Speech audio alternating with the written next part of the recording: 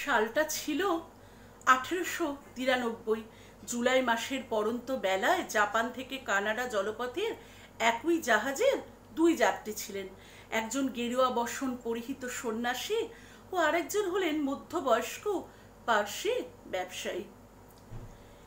Yokohama থেকে Vancouver অভিমুখী জাহাজ চলেছে তার নিজের ছন্দে। 12 দিনের যাত্রাপথেই জমে উঠেছে দুজনের আলাপ। একজন যাচ্ছেন বাণিজ্যের উদ্দেশ্যে মার্কিন মুলুকে, আর অন্যজন চলেছেন শিকাগো ধর্মসভাতে। এনাদের একজন হলেন স্বামী বিবেকানন্দ, আর অন্যজন হলেন আধুনিক ভারতবর্ষের শিল্পের জনক জামশেদজি টাটা।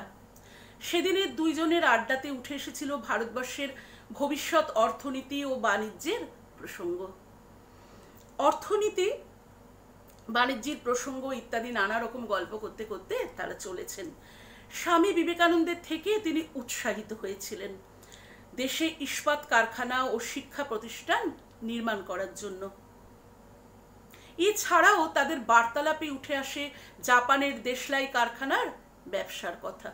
স্বামী বিবেকানন্দ জামশেদজিকে বলছিলেন, জাপান থেকে দেশলাই আমদানি না করে কেন নিজের দেশে কারখানা গড়ে তুলছেন না। তিনি আরো বলেন, কারখানা হলে তো দেশের অর্থনৈতিক ব্যবস্থা অনেকটা মজবুত হবে, দেশের ছেলেরা কাজ পাবে এবং দেশের অর্থ দেশেই থাকবে। 14 বছরের ছোট সন্ন্যাসীর কাছ থেকে এরকম একটা অভিমত পেয়ে জামশেদজি টাটা বেশ অভিভূত হয়ে গেলেন। তাদের কথোপকথন বেশ অনেক দূর গড়িয়েছিল। ব্রিটিশ শাসনে ভারতীয় জনগণ কতটা অত্যাচারিত হচ্ছে, যার জন্য দুবেলা অন্ন জোগাড় করা কতটা কষ্টসাধ্য, তা নিয়ে জামশেদজি টাটার কাছে বিশদে ব্যাখ্যা করেছিলেন স্বামী বিবেকানন্দ। 1893 সালের 11 সেপ্টেম্বর শিকাগো ধর্ম মহাসভায় বক্তৃতা দিয়ে এক ইতিহাস সৃষ্টি করলেন স্বামী বিবেকানন্দ। তারপর থেকে গোটা দুনিয়া তাকে চিনে গেল। তার এই সাফল্যে খুশি হন বোম্বাইতে বসবাসরত জামশেদজি টাটা। ততদিনে তাদের দুজনের জাহাজ যাত্রার গল্প হৃদয়ে কিন্তু গেঁথে গেছে। 1898 সালের 23 নভেম্বর জামশেদজি স্বামী বিবেকানন্দকে একটি পত্র লিখলেন। সেই পত্রে জানালেন ভারতের বিজ্ঞান চর্চা ও গবেষণার জন্য একটি প্রতিষ্ঠান গড়ার চিন্তা ভাবনা করছেন।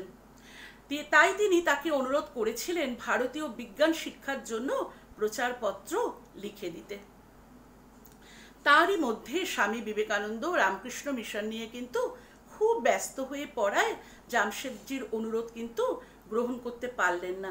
কিন্তু অনুরোধ গ্রহণ করতে না পারলেও ভগিনী নিবেদিতাকে দেখা করতে বলেছিলেন জামশেদজি টাটার সঙ্গে। 1902 সালে স্বামী বিবেকানন্দ পরলোক গমন করেন। ঠিক তার 2 বছরের মধ্যেই 1904 সালে জামশেদজি টাটারও কিন্তু মৃত্যু হয়। ভারতের ইস্পাত কারখানা গড়ে তোলার স্বপ্ন জামশেদজি টাটা তার উত্তরসূরিদের হাতে অর্পণ করে চলে গেলেন। 1907 সালে তার পরবর্তী প্রজন্মের হাত ধরে গড়ে উঠল টাটা স্টিল। এই কারখানাটি বর্তমানে বৃহত্তম ভাবে দণ্ডায়মান বহুজাতিক সংস্থা রূপে। 1909 সালে গড়ে ওঠে টাটাদের উদ্যোগে ইন্ডিয়ান ইনস্টিটিউট অফ সায়েন্স, বা আজ আমাদের গোটা ভারতবর্ষের যেটা হলো গর্ব।